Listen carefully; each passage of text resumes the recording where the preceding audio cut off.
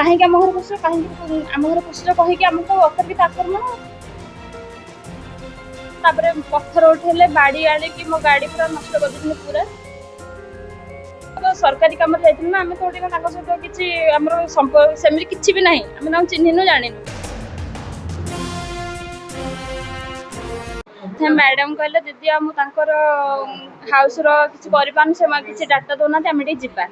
ତାପରେ ସେଠୁ ମୋ ଦିଦିଙ୍କୁ କହିଲି, ସେଠୁ ପୁଣି ଆସିଲୁ ଆମର ମୋ ଉପର ଅଫିସରଙ୍କୁ ମୁଁ ତାଙ୍କୁ ଜଣେଇଲି, କହିଲି ସାର୍ ଆଉ ସେ କ'ଣ ଡାଟା ଦେଉନାହାନ୍ତି ଆଉ ଡରୁଛନ୍ତି, ଆଉ ସାର୍ ଆମେ ମିଶିକି ଯିବା।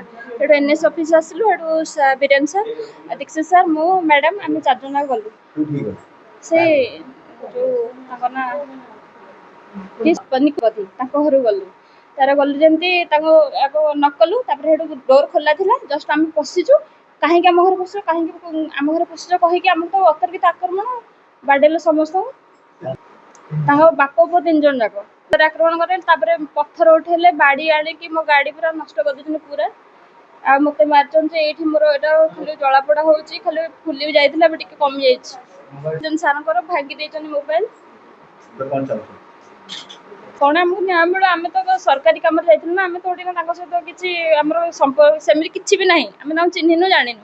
ସରକାରୀ କାମରେ ଆମେ ଯାଇଛୁ, ଆମକୁ ଏମିତି ଭଳିଆ ଆକ୍ରମଣ ହେଲା, ଆମେ କ'ଣ କରିପାରିବୁ।